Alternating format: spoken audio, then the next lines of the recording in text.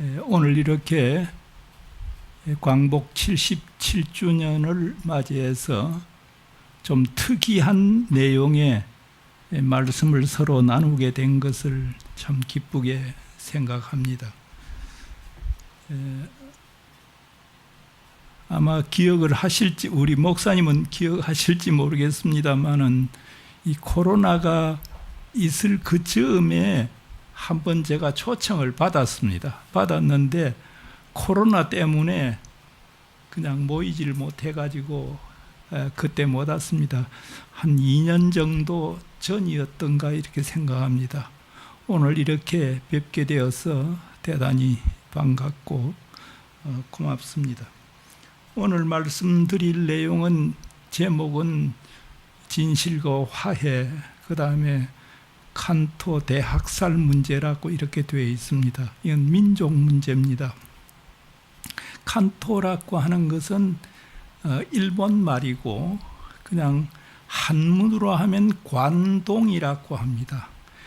관은 일본의 교토 근처에 있는 큰 그 관이라 그러면 우리 큰 산맥 같은 그런 걸 의미하는 것인데 그 동쪽이라는 그런 말인데 일반적으로 칸토라고 하면은 동경 근처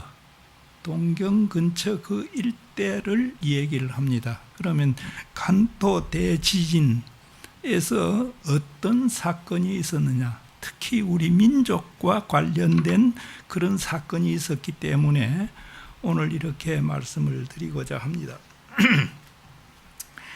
올해는 칸토 대지진이 있었고 또 그로 인한 조선인 대학살이 있은 지 99주년이 됩니다. 내년 9월 1일이 되면은 꼭 100주년이 됩니다. 이 100주년 역사에서 거의 잊혀지다시피 한 사건이 이 조선인 대학살이라고 하는 것입니다. 당시 일본 정부나 또 조선 총독부 그리고 총독부는 이 문제에 관해서 정직하게 밝힌 바가 없습니다. 오늘 특별히 이 학살 문제를 거론하는 것은 진실을 밝혀서 화해와 용서에 이르자 하는 그 목적이 그리스도인으로서 처음 있습니다. 두 번째는 억울하게 죽은 당시의 그 원혼들을 위로하고 또 후손으로서 명예 회복을 해줄 그런 의무가 있습니다. 세 번째는 진실을 밝혀 역사의 교훈으로 삼자는 그런 의미도 있습니다. 그러면 칸토 대학살이라고 하는 것이 어떤 거냐 하는 것부터 말씀을 드리겠습니다. 1923년 9월 1일 정확하게 11시 58분 도쿄 중심의 그 간토 일대에 진도 7의 대규모 지진이 발생했습니다. 그때 시간이 짧게는 4분 정도, 길게는 10분 정도 일어났다고 합니다. 진도 10이라고 하는 것은 진도 7이라고 하는 것은 그 지진의 진도를 10단계로 나누었을 적에 거기에 제일 최고의 단계가 진도 7입니다. 서 있을 수도 없고 그런 때는 무엇인가에 붙잡혀 있지 않으면은 움직일 수도 없는 그런 형편이고 흔들림이 너무 심해서 움직이지 못하고 날아가는 경우도 있는 그런 지진이라고 합니다. 그런데 이 지진으로 인해서 도쿄시의 44%의 건물들이 손상을 입었습니다. 그리고 도쿄 근처에 요코시마라고 하는 조그만 도시가 있는데 거기에는 80%가 소실되었습니다. 파괴 과옥이 29만 3천 동이었습니다. 사망자 행방불명자 합치면은 10만 5천 명이었습니다. 당시 일본의 국가 예산으로 보면은 1년 예산의 3 내지 4배 정도의 손실이 왔다고, 그 정도로 어마어마한 것이었습니다. 이 문제들에 대해서 여러 증언들이 있습니다. 당시에는 나올 수가 없었습니다. 왜 그러냐 하면은 언론 통제도 했고, 특히 조선 유학생들에 대해서는 함구령을 내렸습니다. 그래서 조선 유학생들이 거기에 대해서 말을 못했습니다. 그러다가 당시에 대학에 진학하기 위해서 일본에서 대학 예비 학교에 다니고 있던 우리가 잘 아는 함석헌 선생이 그때 이 일을 당했습니다. 도쿄에서. 그러고 난 뒤에 약 한 40년이 지나고 난 뒤에 글을 쓴 적이 있습니다. 함석헌 선생의 내가 겪은 관동 대지진이라고 하는 그런 글이 있습니다. 거기에 보면 비교적 자세하게 서술이 되어 있습니다. 자, 이렇게 지진이 나고 그 다음에 불이 나고 이렇게 되니까 유언비어들이 난무하게 되었습니다. 특히 이때 이렇게 지진이 나자 화재가 많이 나게 된 것은 이 시간이 11시 58분이니까 가정에서들 전신 식사를 마련하기 위해서 불을 다 해가지고 하고 있었는데, 지진이 나니까 그 불을 끄지 않고 나와버렸습니다. 나와버리니까 그 불들이 또 많은 가옥들을 태우게 된 이런 측면도 있습니다. 여하튼 이런 지진이 일어나자 유언비어가 난무하게 되는데, 그 유언비어의 중요한 것이 뭐냐? 조선인이 방화를 하고 있다, 불을 지르고 있다 하는 거죠. 조선인이 우물에 독약을 풀고 있다. 그리고 조선인이 부녀자를 강간하고 있다. 주로 이런 내용의 유언비어들이 퍼지기 시작했습니다. 이렇게 혼란 속에 들어가니까 일본 정부로서는 뭔가 희생양을 좀 찾아야 되겠다 해가지고 이 조선 사람들을 향한 유언비어를 나중에 만들어냈다고 이렇게 생각이 듭니다. 하여튼 조선인을 주 타켓으로 하고, 그 다음에 일본에 와 있는 중국인, 유구인, 그리고 공산주의자들, 이걸 다음으로 내세워 가지고 이들을 사냥하기 시작했습니다. 그러고 난 뒤에 일본 정부에서는 요건이 되지 않았지만은 계엄령을 선포합니다. 일본 헌법에 의하면 계엄령은 전쟁이나 사변이 일어났을 적에, 그러니까 내란이 일어났을 적에 계엄령을 선포할 수 있는데, 계엄령 요건이 되지 않았는데도 이 계엄령을 선포했습니다. 유언비어의 진원지를 그 뒤에 학자들이 좀 조사를 해보니까 정부 내각에서 조작을 했다 하는 설도 있고, 그리고 군인들이 조작을 했다는 것도 있고, 그리고 경시청에서, 일본 경찰청이죠, 거기에서 조작해냈다는 설도 있고, 사회주의자들이 했다 하는 것은 아마 일본 정부 측에서 떠넘기기 위해서 만든 것이 아닌가 이렇게 생각합니다. 하여튼 이 유언비어는 9월 1일 11시 58분에 아까 말씀드린 대로 지진이 있고 난 뒤에 그날 오후부터 이 유언비어가 유포되기 시작했습니다. 그리고 9월 2일과 3일에 이 유언비어가 가장 심하게 되었다고 합니다. 종류도 아주 그 뒤에 다양하게 나오게 되었습니다.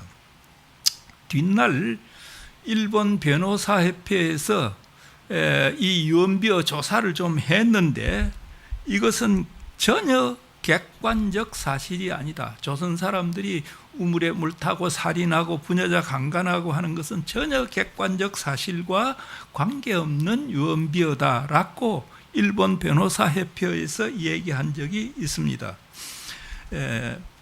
하여튼 이런 그 유언비어 때문에 이제는 조선 사람들 사냥을 하기 시작했습니다. 그러니까 이들을 잡아서 죽이는 일들을 하기 시작했습니다. 그래서 아까 유언비어에서도 조금 나왔습니다마는 이 유언비어를 좀 더 확대해 가지고 그들은 조선인들이 폭동을 일으키고 있다. 그리고 그 다음에 불을 지르고 있다 하는 이런 그 유언비어와 함께 닥치는 대로 조선 사람을 잡으면은 이제 죽이는 그런 일들을 하기 시작했는데 이게 바로 9월 1일 당일부터 시작이 되었다고 하고 있습니다. 뒤에 일본의 사법성, 그러니까 우리 같으면은 법원이 되겠죠. 사법부에서도 이 유언비어가 조선인들에 의해서 만들어졌다는 것은 근거 없는 것이다 라고 이렇게 판명을 했습니다. 그런데 이때 계엄령을 선포하고 그 다음에 조선인 학살에 주동이 되었던 한 사람, 주목할 사람이 있습니다. 이 사람이 바로 미즈노 렌타로라고 하는 수야련 태랑이라고 하는 사람이 있습니다. 이분은 1895년에 우리가 잘 아는 민비 시해 사건이 있습니다. 우리나라에 와 있던 일본 군인들이 경복궁에 쳐들어가서 민비를 잡아서 불태워버린 사건이 있습니다. 이 사건에 관여했던 사람입니다. 그 당시에 일본 공사관에 나와가지고 그 뒤에 일본에서 관리 노릇을 해서 승승장구하다가 1919년 3.1운동이 일어나고 난 뒤에 그는 조선의 정무총감으로 오게 되었습니다. 정무총감이라 한다면은 그 일본의 당시 총독부 구조가 어떻게 되냐면 조선 총독이 있습니다. 이건 이제 왕과 같은 존재, 오늘날로 하면 대통령과 같은 존재고, 그 다음에 그 밑에 정무총감이 있습니다. 이건 지금으로 하면 국무총리와 같은, 그 밑에 이제 각 부장들이 있습니다. 그건 장관에 해당되는 거죠. 정무총감을 했던 그런 사람입니다. 그 정무총감을 하다가 23년에 본국으로 들어갑니다. 일본으로 들어가서 내무상이 되어 내무장관이 일본의 내무장관이 되었습니다. 이걸 보면은 일본 내각과 조선의 이 총독부의 관리들 사이에 그 위상이라고 하는 것이 한계급씩 다르다 하는 것을 알 수 있습니다. 여기에 국무총리 지난 사람이 저쪽에 가서 내무장관을 한 셈이니까 다르다는 것을 알 수가 있습니다. 여하튼 이 내무장관으로 있으면서 계엄령을 선포하고 조선인 폭동설을 유포시키고 그 다음에 조선인 내습이라고 하는 조선인들이 와서 습격을 하고 있다 하는 이런 것을 근거로 해서 한국 사람들, 조선 사람들을 죽이는 데에 방조했던 그런 인물이 바로 미즈노 렌타로라고 하는 그런 사람입니다. 한마디로 조선인 학살의 주범이라고 할 수가 있습니다. 그리고 이때 동원된 일본의 군대는 보병여단 1년대가 출동을 해가지고 관여하기 시작을 했습니다. 그러면 조금 더 들어가서 조선인 학살에 대한 얘기를 조금 해보겠습니다. 당시에 이 간토 대지진의 혼란을 이용해서 유언비어가 난무하고 그 유언비어를 이용을 해서 그 다음에 조선 사람을 죽이기 시작하는데 당시에 일본 언론들은 어땠느냐, 이 근거 없는 유언비어를 확인하지 않고 보도를 했습니다. 유언비어를 그대로 보도를 일본 언론들이 했습니다.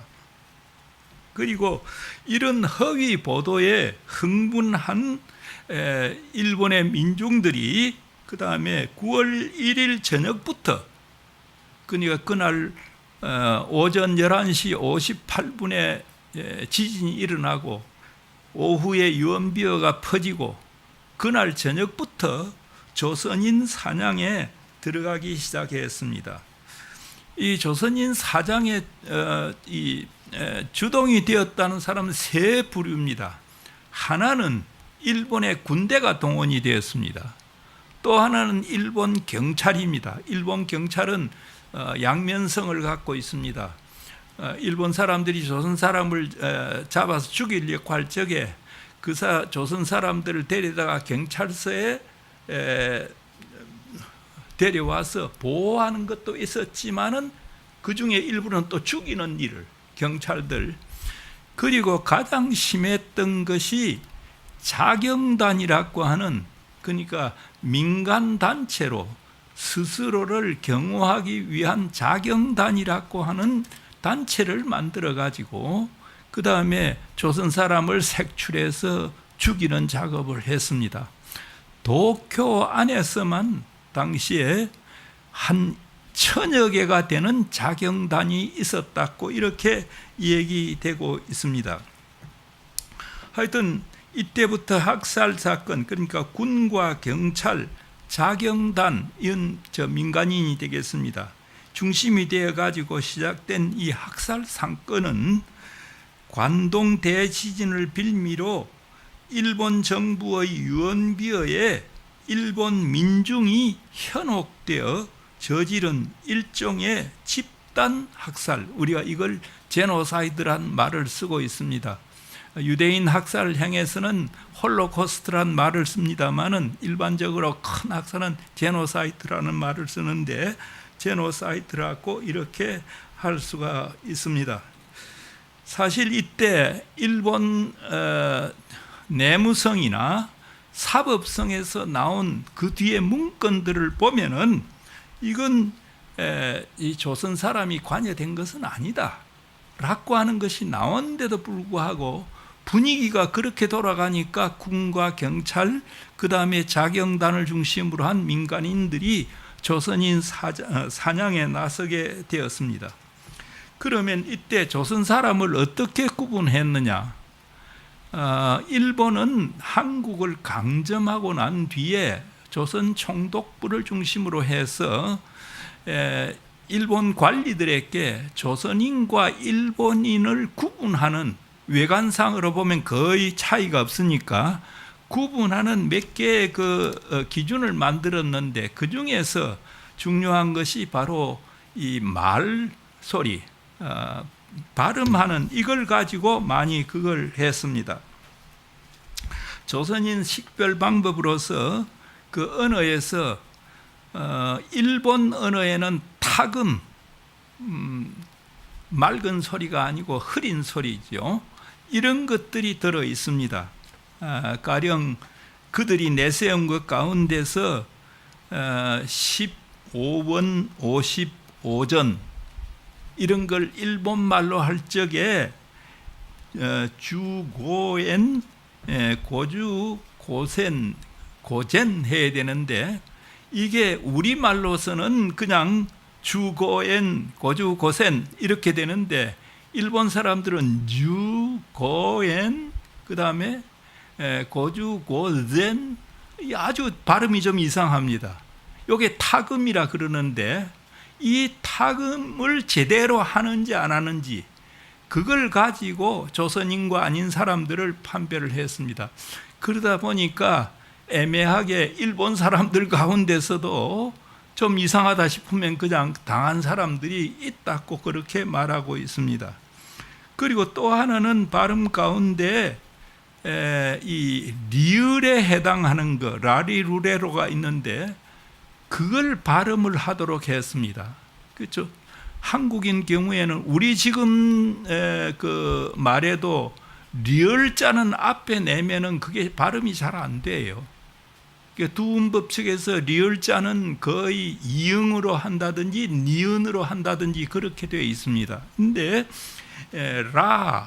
라리루레로 이렇게 하면 라는 나, 조선 사람들이 그렇게 발음을 한다는 거죠. 그 다음에 이 발음은 이로 발음을 합니다. 그러니까 그 발음하도록 라리루레로 계속 얘기해보라 해가지고 거기에서 이상하게 나오면 처단을 했습니다.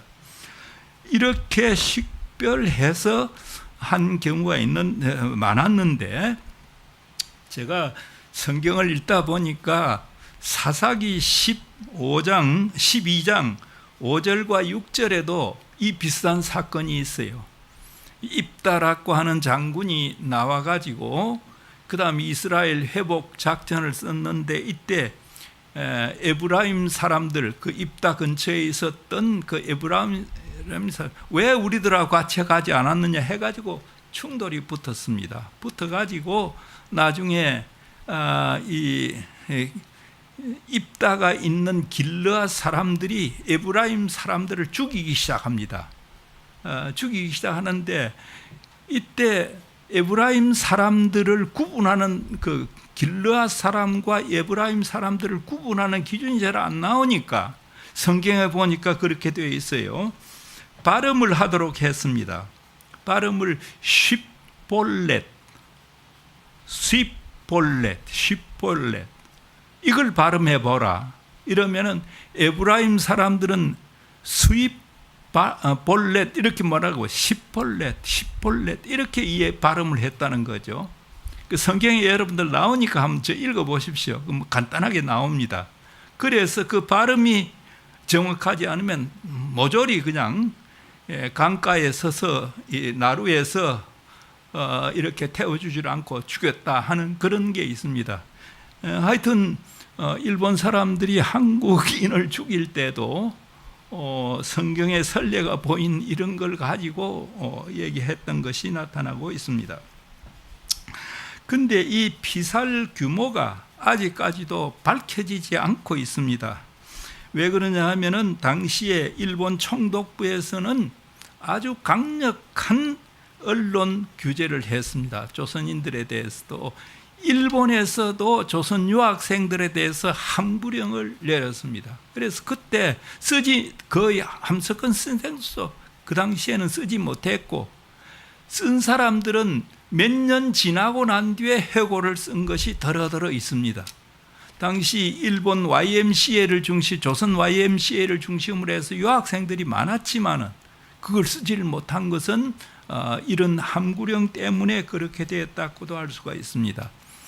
당시 1919년 3.1운동이 일어나고 난 뒤에 20년에는 그 동아일보, 조선일보가 창간이 되었습니다. 그럼 23년 같으면 동아일보, 조선일보도 있었을 때입니다. 그런데 그해 1923년 9월 1일부터 11일까지 그 동아일보, 조선일보가 게재 금지를 당한 것이 602건이나 됩니다.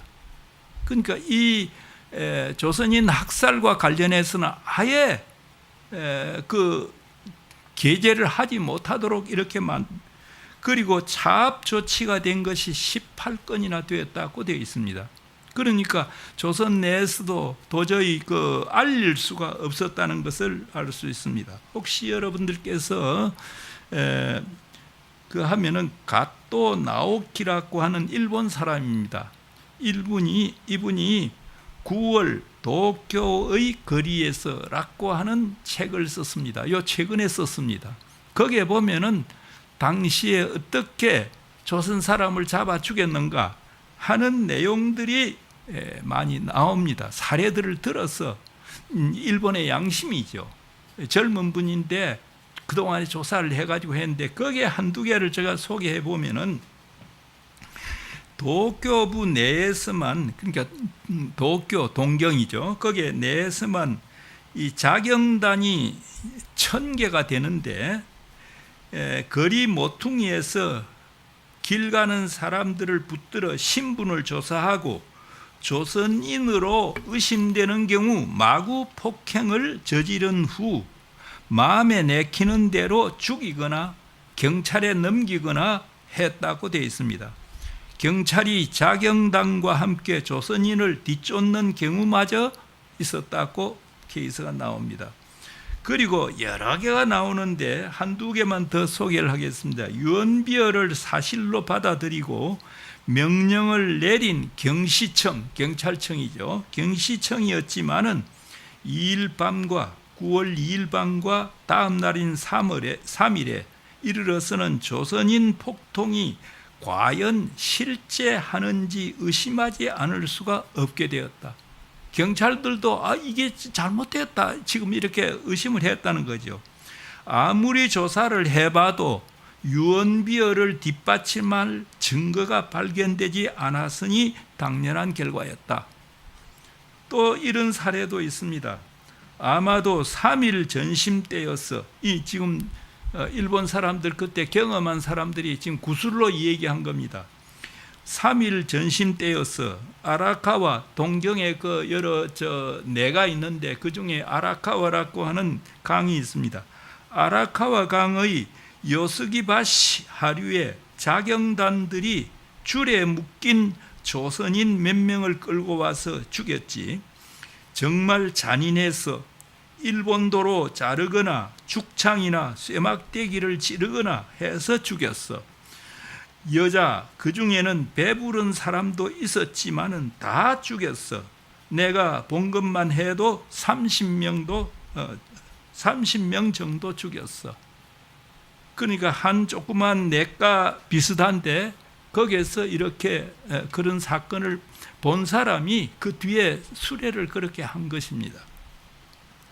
자, 이렇게 하니까 여기에 대한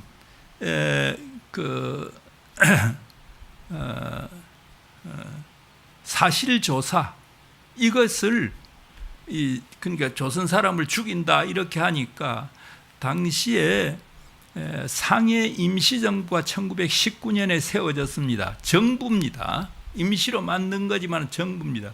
임시정부에서 이 사실을 듣고 조사를 시키기 시작했습니다.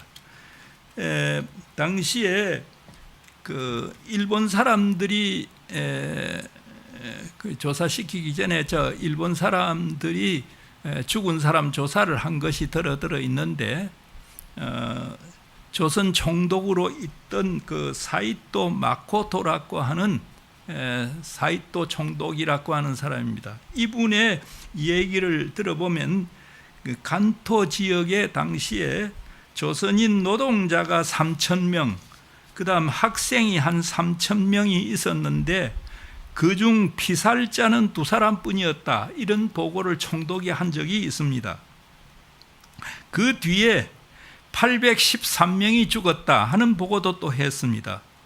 일본 정부에서는 1923년 11월 13일 현재 조선인 피살자가 233명이고 중상자가 15명, 그 다음에 경상이 27명이라고 이렇게 일본 정부에서 발표한 적이 있습니다. 그 당시에 사법성에서는 조선인 230명이 죽었다 이렇게 발표를 했습니다. 당시에 일본 신문들은 처음으로 40명 정도가 죽었다라고 했습니다.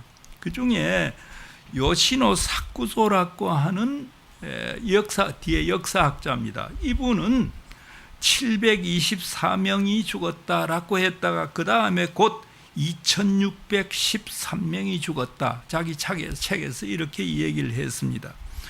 자, 이렇게 그 숫자가 확실하지 않은 상태에서 아까 말한 조선 그러니까 대한민국 임시정부가 상해에서 이 소식을 듣고 조사를 시켰습니다. 주로 일본에 거류하는 제1본 거류 한국인들을 통해서 조사를 시켰는데 그 결과들이 대한민국 임시정부에서 당시에 간행하던 신문이 있습니다.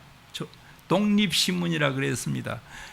서재필이 한말에 우리나라에서 간행한 것도 독립신문이지만은 대한민국 임시정부가 상해에서 초기에 간행한 신문도 독립신문입니다. 이 독립신문에 그 결과들이 조금씩 나오기 시작했습니다.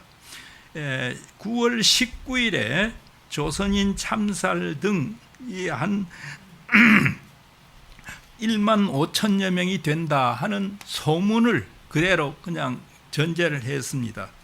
그리고 13,000명이 죽었다 하는 것도 보도를 한 적이 있습니다. 그리고 11월 10일경에는 12월 5일자로 독립신문에 피학살 교일 동포, 일본의 교포로 있는 동포란 말이죠. 이게 특파조사원 제1신이라 해가지고 1만 명 희생자라 이런 제목을 쓰고 그 다음에 각 지역의 희생자 통계를 적시하고 그 다음 거기에 6,661명이라고 하는 것까지 숫자까지 이렇게 얘기를 했습니다. 그 뒤에도 당시에 독일 사람으로서 독일 그 미술사학자로서 일본에 와서 9월 1일부터 9월 8일까지 일본에 체제한 이 미술사학자가 있는데 오토 이 부르카르트라고 하는 분이 있습니다. 이분은 이 도쿄와 요코하마를 이렇게 왔다 갔다 했는데 자기가 듣고 좀 또 죽은 사람 일부를 본 바에 의하면 15,000여 명이 죽었다라고 하는 얘기도 했습니다. 이 부르카르트 박사의 이 얘기는 그 뒤에 자기가 독일로 돌아와서 독일 신문에도 이 비슷한 걸 얘기를 했습니다. 일본에서 본 조선인 참살에 관한 얘기를 하니까 당시에 독일에 유학하고 있던 우리나라 유학생들이 이 부르크하르트 박사를 찾아가서 그 진상을 좀 더 듣기도 하고 그거를 임시정부에 알려주기도 한 그런 사건이 있습니다. 요거는 그러니까 아직 우리 역사학계에서 더 정확하게 찾아내질 못했습니다. 왜냐하면 스위스나 그 다음에 독일 그 신문들을 더 찾아야 되는데 학자들 가운데 여력이 없으니까 이걸 지금 아직 못하고 있습니다. 요건 좀 숙제로 남아있는 것이라고 할 수가 있습니다. 북한은 지금까지 당시에 피살된 사람이 얼마냐라고 할 적에 자기들의 조선전사라고 하는 책이 있습니다. 조선전사가 시리즈 36권인가 그런데 거기에 보면은 23,000여 명이 학살당했다 이렇게 공식적으로 자기들이 당에서 나온 책에 그렇게 얘기를 하고 있습니다. 우리 학계에서 주목하고 있는 숫자는 아까 민시정부 독립신문에 그게 게재되어 있다고 하는 6,661명설 그러니까 한 6,600명설 이 정도의 설을 지지하고 있습니다. 지지하고 있는데 그 이제 교과서 같은 데도 이렇게 좀 나와 있습니다만은 지지하는 이유 가운데 하나가 제일 일본에 있던 조선인 사학자로서 강덕상이라고 하는 분이 있었습니다. 한 4, 5년 전에 돌아가셨습니다. 일본에서 참 그 일을 많이 한 분인데 이분이 6,661명설이 상당히 신빙성이 있다 이렇게 얘기를 했습니다. 그 근거로서 이렇게 얘기를 했어요. 당시에 좀 자료들을 조사해 보면 도쿄 근처에 와 있던 조선 사람들이 약 2만 명이라고 합니다. 2만 명인데 그때 이 유언비어가 돌고 조선인들이 학살을 당하니까 일본 경찰서에 잡혀 들어온 사람이 11,000명 정도가 있었다는 거예요. 그 뒤에 이제 그 경찰서에 이 조사를 하니까 이제 그렇게 된 겁니다. 물론 경찰서에 와가지고 또 죽은 사람들도 많이 있습니다만은 11,000명 정도가 잡혀 들어왔다는 거죠. 그러면은 도쿄에 있는 2만 명 가운데서 11,000명은 잡혀 들어왔고 9,000명은 어떻게 되었겠느냐. 문제를 이제 거기에 제거합니다. 그래서 9,000명 가운데서는 뭐 어디로 도망쳐가지고 본국으로 온 사람들도 있을 거고 하여튼 그랬을 거라는 거죠. 그리고 그 대부분 아마 잡혀 죽은 사람들 아니겠느냐. 그래서 물론 이 강덕성 씨는 여러 자료를 얘기를 하면서 아마도 6,661명 이설이 가장 사실에 가깝다라고 이렇게 얘기를 했습니다. 앞서 말씀드린 독일 사람 브루크하르트 박사의 그 증언과 관련된 것은 앞으로 우리 역사학계에서 좀 더 연구해야 될 과제로 남아있다는 것을 말씀드리겠습니다. 이렇게 오늘 주일날 강단에서 제가 이런 얘기를 해서 좀 안 됐습니다만은 이제 결론으로 들어가도록 하겠습니다. 아까 말씀드린 대로 간토 대지진과 조선인 학살은 1921년 9월 1일부터 거의 동시에 일어났던 것입니다.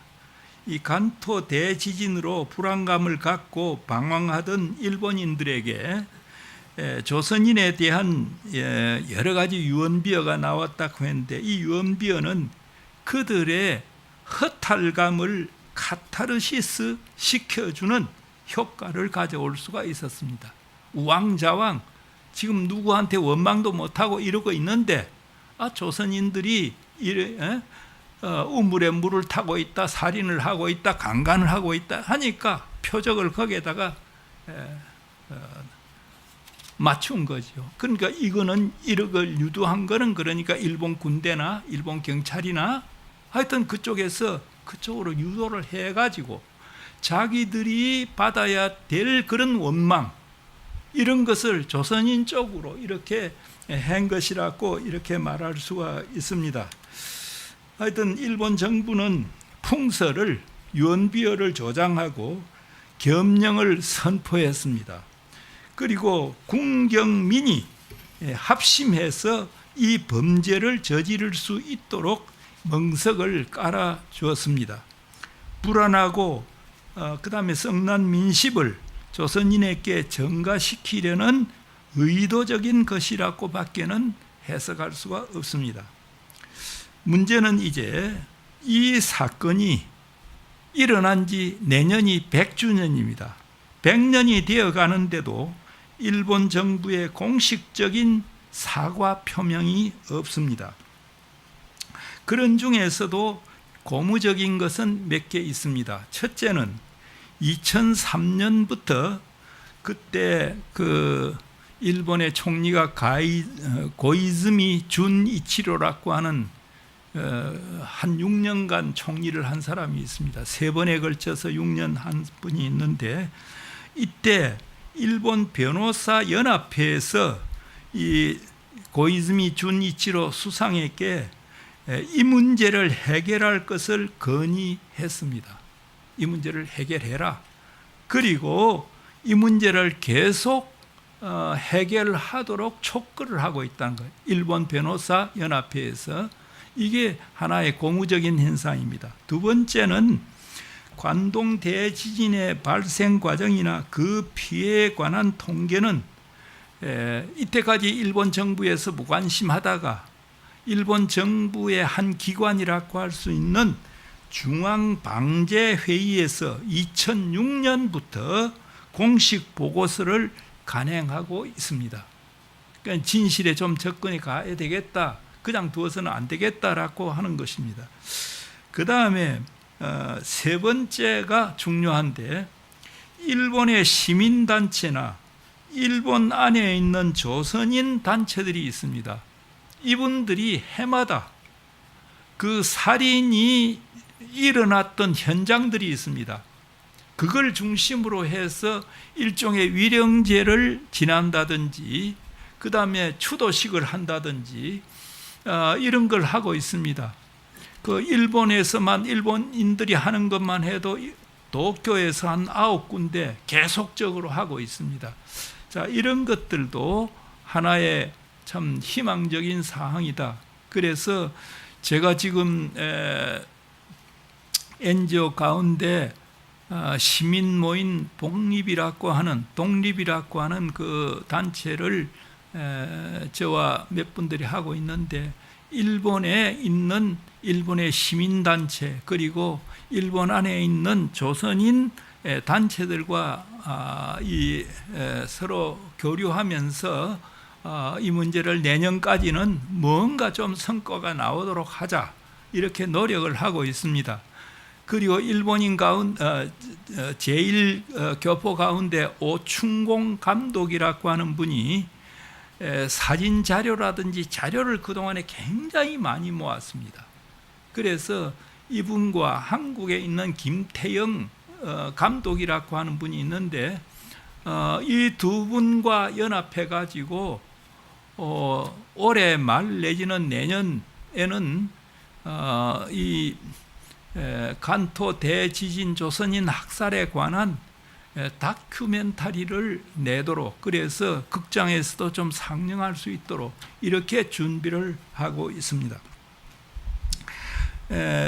내년 9월이 100주년이 되는데, 이 조선인 학살 문제와 관련해서 정말 부끄러운 것은 남북한 정부와 국회라고 할 수가 있습니다. 우리 정부에서는 한 번도 이 문제에 관해, 임시정부에서는 그렇게 항의를 하고 조사도 하고 했는데, 우리 정부에서는 해방이 되고 난 뒤에, 독립이 되고 난 뒤에 한 번도 이 문제를 일본에 제시한 적이 없습니다. 대단히 부끄러운 일이 아닐 수 없습니다. 아마 윤석열 정부가 되면은 더 이 문제는 얘기를 못할 것으로 생각합니다.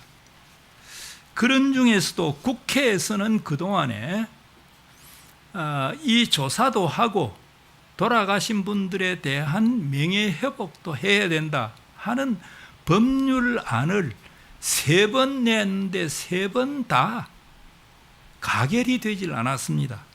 19대 국회에서 유기용 의원이라고, 지금 국회 교육분과위원장을 하고 있습니다. 역사학을 전공한 제 후배이기도 합니다. 이분과 103명이, 국회의원 103명이 2014년 4월에 관동 대지진 조선인 학살 사건 진상규명 및 희생자 명예회복에 관한 특별법안을 낸 적이 있는데, 2년 동안 국회에서 묵히다가 결국 국회가 19대 국회가 끝나니까 자동 폐기된 적이 있습니다. 그때 이명수 의원 등 11명이 대일 항쟁기 강제동원 피해 조사 및 국외 강제동원 희생자 등 지원에 관한 특별법 일부 개정 법안, 이것도 그러니까 걸면은 관토 대지진에 관한 것도 조사할 수 있도록 한 법안인데, 이것도 제출했다가 결국 안 됐습니다. 그리고 요 두 개가 19대 때, 그리고 20대 지난번입니다. 20대 국회에서도 이명수 의원 등 10인이 이 간토 대지진과 관련된 법률안을 냈지만은 결국 이게 또 안 됐습니다. 자, 이렇게 되면은 국회도, 그러니까 국회의원들 가운데서는 이 법안을 만들어 가지고 조사도 시키고 명예회복도 해야 된다라고 생각하는데, 이게 국회 상정이 돼 가지고 가결이 안 되니까, 법률로서 가결이 안 되니까 이게 안 됐습니다. 그래서 지난번에 저는 페이스북에 글도 좀 올리고 해 가지고 국회로 하여금 이 법률안을 만들도록 하자 해서 운동을 시작했는데, 우리 국민들도 호응이 없어요. 불과 몇천 명 정도밖에는 지지한다. 이게 그러니까 우리가 운동을 제대로 못해서 그러기도 합니다만은 별로 관심들이 없다. 그래서 앞서 얘기한 유기홍 의원이라고 하는 분이 9월 중에는 다시 법률안을 내야 되겠다. 그럼 한 1년 앞두고 이제 내는 겁니다. 이걸 하려고 하는데 어느 정도 효과가 있을지는 잘 모르겠습니다. 하여튼 이렇게 우리 정부와 국회가 부끄러운 그런 상황에 있었다라고 말할 수 있습니다. 자, 그럼 결론을 말씀드리겠습니다. 2023년 내년이면은 간토 대학살 사건이 있은 지 100주년입니다. 우선 한일 양국민은 그 실체를 알아야 합니다. 이 사건은 전쟁에 의하지 않고 민족적인 차별로 다른 민족을 대량 학살한 중요한 사례에 해당합니다. 말하자면 나치의 홀로코스트, 그러니까 유대인 학살이 1940년대에 있었습니다. 그거는 거기에 앞서서 거의 20년 앞서서 있었던 민족 차별에 의한, 우리가 홀로코스트란 말을 쓰지 않고 제노사이트라고 합니다. 대량 학살 사건이 일어났던 것입니다. 우리가 이렇게 진실을 추구하려는 것은 먼저 그 만행의 실체를 알아야 용서와 화해의 단계에 나갈 수 있고 희생자들의 명예회복을 할 수가 있기 때문입니다. 이런 껄끄러운 과거를 도외시한 채 한일 양국이 서로 용서하고 포용하고 화해하는 것은 쉽지 않습니다. 그리고 이 수치스러운 유산을 후세에 물려주어 가지고 그들의 짐이 되게 해서도 안 됩니다. 양국 정부가 이 문제를 풀지 못하겠다면은 민간단체라도 나서서 이 문제 해결을 위해 노력해야 합니다. 여기에 교회가 할 일이 참 크게 있습니다. 교회가 이 문제를 들고 나와서 한다면은 교회가 하는데 원수 갖기 위해서 한다고 생각하지 않을 것은, 교회가 하니까 뭔가 진실을 밝혀서 용서와 화해의 단계를 위해서 하는 것 아니겠느냐, 이렇게 아마 얘기할 수가 있을 것입니다. 그리고 아직도 제 본향을 찾지 못하고 한일 간을 떠돌아다니는, 이건 기독교식 표현은 아닙니다만은 한일 떠돌아다니는 홀령들에게 한일 공동의 이름으로 안식처도 마련해 줄 수 있을 것입니다. 오늘 제가 말한 이 주제를 통해서 그리스도인으로서 얻어야 할 교훈이 있습니다. 일본을 향해 이 사건의 진실을 추구하는 것은 복수를 위한 것이 아니라 화해와 용서로 나가기 위해서 우리가 이런 주장을 하는 것입니다. 진실은 화해의 전제라고 할 수가 있습니다. 화해하기 위해서는 내가 잘못했다, 뭐가 잘못되었느냐 하는 것부터 알아야 된다는 것이죠. 또 오늘 읽은 성경 본문에서 언급한 바와 같이 너희도 회개하지 않으면은 이런 비극에 빌미를 줄 수가 있다 하는 교훈을 얻을 수 있습니다. 세 번째로 하나님께서 허락하신 민족, 사도행전 17장 26절 전후를 보면은 언어와 경계, 영토의 경계를 하나셨다, 민족의 근거를 성경적으로 얘기를 해놓은 것이 있습니다. 그런데 하나님께서 허락하신 이 민족을 제대로 보존하지 못했을 때 이 같은 비극을 당할 수 있다는 것을 신앙적으로 우리가 수용하면서 겸허한 자세를 가져야 되겠다, 이런 생각을 하게 됩니다. 저 얘기는 여기서 마치겠습니다. 감사합니다.